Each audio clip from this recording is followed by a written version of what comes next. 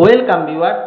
পশ্চিমবঙ্গ সরকারের সরকারি এবং সরকার পোষিত বিদ্যালয়গুলোর উচ্চ মাধ্যমিকে যে ছাত্রছাত্রীরা আছে তারা প্রতি বছর 10,000 টাকা করে অনুদান তারা পেয়ে থাকে এবং এই 10,000 টাকা যে অনুদান তা আমরা দেখেছি যে করোনাকালে 2021 সালে তরুণের স্বপ্ন প্রকল্প নামে কিন্তু এটি চালু হয়। এবং কি উদ্দেশ্যে এটি দেওয়া না, আমরা এও দেখেছি যে করোনাকালে প্রত্যেক স্কুল প্রায় বন্ধ ছিল বহুদিন যাবৎ এবং ছাত্রছাত্রীদের পড়াশোনা যাতে কোনো ক্ষতি না হয় সেই উদ্দেশ্যেই কিন্তু সরকারের পক্ষ থেকে এই 10,000 টাকা অনুদান হিসেবে দেওয়া হচ্ছিল, যাতে তারা স্মার্টফোন বা ট্যাব কিনতে পারে এবং তারা পড়াশুনো অনলাইনে করতে পারেন। এবং সেই জন্যই কিন্তু এই উচ্চ মাধ্যমিকের পড়ুয়াদের 10,000 টাকা করে দেওয়া হচ্ছিল।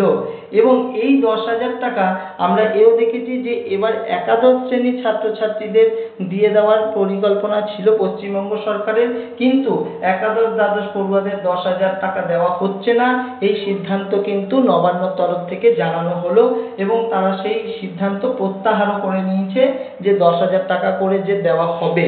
এবং এটা স্পষ্ট বলে দেওয়া হয়েছে উচ্চ মাধ্যমিক পড়ুয়াদের জন্য বরাদ্দ টাকা বাতিল, সেই নির্দেশ নবান্নের তরফ থেকে দেওয়া হয়েছে। এবং কেন সেই টাকা দেওয়া হচ্ছে না সেই বিষয়ে নবান্নের তরফ থেকে বলা হয়েছে, the allotment are cancel due to administrative ground, অর্থাৎ এই অ্যাডমিনিস্ট্রেটিভ গ্রাউন্ড বা প্রশাসনিক কারণে এই টাকা আর বরাদ্দ করা যাচ্ছে না, এমনই কিন্তু নবান্নের তরফ থেকে জানানো হয়েছে।